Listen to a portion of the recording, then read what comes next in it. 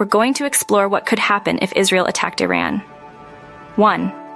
A potential Israeli attack on Iran's nuclear facilities would likely involve airstrikes using advanced fighter jets and precision-guided munitions.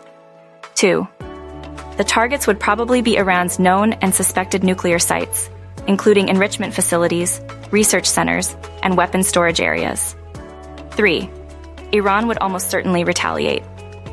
The nature and scale of this retaliation is uncertain, but it could involve anything from missile strikes against Israeli targets, military bases, infrastructure, possibly even cities, to attacks on Israeli shipping or other assets in the region. 4.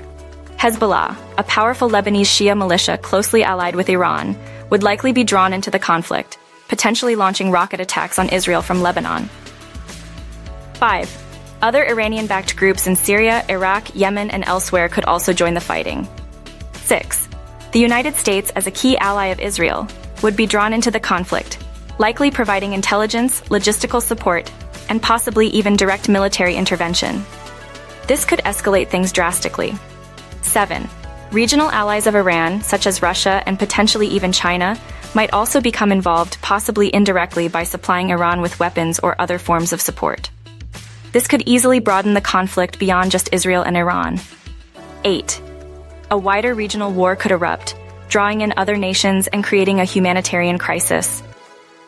This could lead to immense civilian casualties and widespread destruction of infrastructure. 9. The global oil market would likely be severely disrupted due to the closure of the Strait of Hormuz, a critical shipping lane for oil tankers. This could lead to a global energy crisis and cause sharp spikes in oil prices. 10. The escalation of the conflict could lead to the use of weapons of mass destruction, although this is not the most likely scenario. 11. The international community would be deeply involved, likely through emergency sessions of the UN Security Council and efforts to broker a ceasefire.